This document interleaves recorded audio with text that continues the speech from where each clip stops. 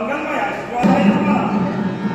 आम्हा देवतांचा महिमा कुणी वाढला असेल तर तो भक्तराजाने पूर्णच्या विश्वाच्या ठिकाणी भक्ताने देव आणि देवाने भक्त हे नाटकाचा अतूट राहिलं पाहिजे. ज्याप्रमाणे मात्र मानवांची भक्ती करताय तद्वत आम्हा देवतांचे घटक सुद्धा आमची भक्ती करताय. उदाहरण जर का द्यायचं झालं तर हा माझ्या भक्ताची विराजित केलेला चंद्र दक्ष प्रजापतीच्या 7 कन्या पैकी 27 कन्या दक्ष राजाने या चंद्राला भाग केल्या. पण त्यांच्यातील ती रोहिणी नावाची कन्या रूपवान सौंदर्यावरती आणि गुणवान चंद्र तिच्या सौंदर्यावरती अधिक मोहित झाला. एकट्या रोहिणीची तो जास्त प्रेम करता दक्ष राजांच्या इतर कन्यांच्या बाबतीत तुझा भाव दक्ष राजाला सहन झाला नाही. याचा लाभ दक्ष राजाने चंद्राला विचारला. हे चंद्र, माझ्या 27 कन्या मी तुला अर्पण केल्या, पण एकट्या रोहिणीशी तू जास्त प्रेम करतोय आणि म्हणत हा तुझ्यावर मला मान्य नाही. क्रोधाला क्रोधाला झालेला दक्ष राजाने चंद्राला शाप दिला.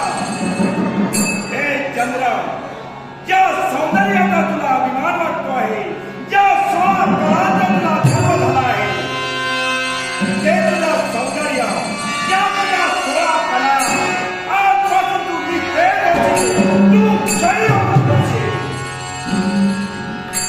दक्ष राजांच्या मुखातून शापवाणी निघताक्षणी चंद्राला पश्चाताप वाटू लागला.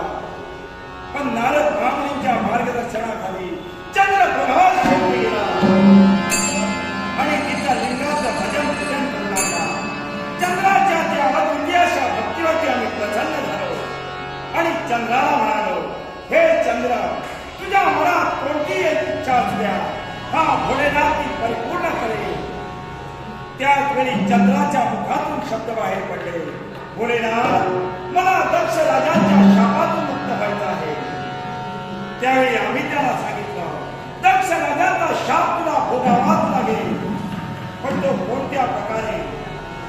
प्रत्येक महिन्याच्या पहिल्या 15 तुझी एक एक कला मुक्त होते आणि तू त्या दिवशी त्या तुझ्या स्थितीला या विश्वाच्या ठिकाणी अमावास्या अमावास्या अमावास्या म्हणून संबोधलं जाईल.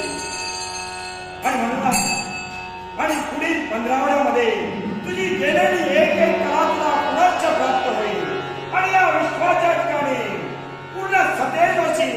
त्या तुझ्या स्थितीला या विश्वाच्या ठिकाणी पौर्णिमा पौर्णिमा पौर्णिमा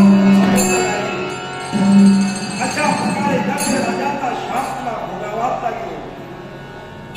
पण या चंद्रानं, या सोमानं जे लिंग पूजिलं ते लिंग या विश्वाच्या ठिकाणी सोमनाथ लिंग प्रसिद्ध आहे आणि त्या लिंगाच्या ठिकाणी औषधमाने हा भोलेनाथ अवतीर्ण हो भक्तांच्या मनोकामना पूर्ण करतो आहोत. असं जरी असलं तरी त्या 2 अक्षराने आमच्या संपूर्ण देहाचं शांतवन झालं.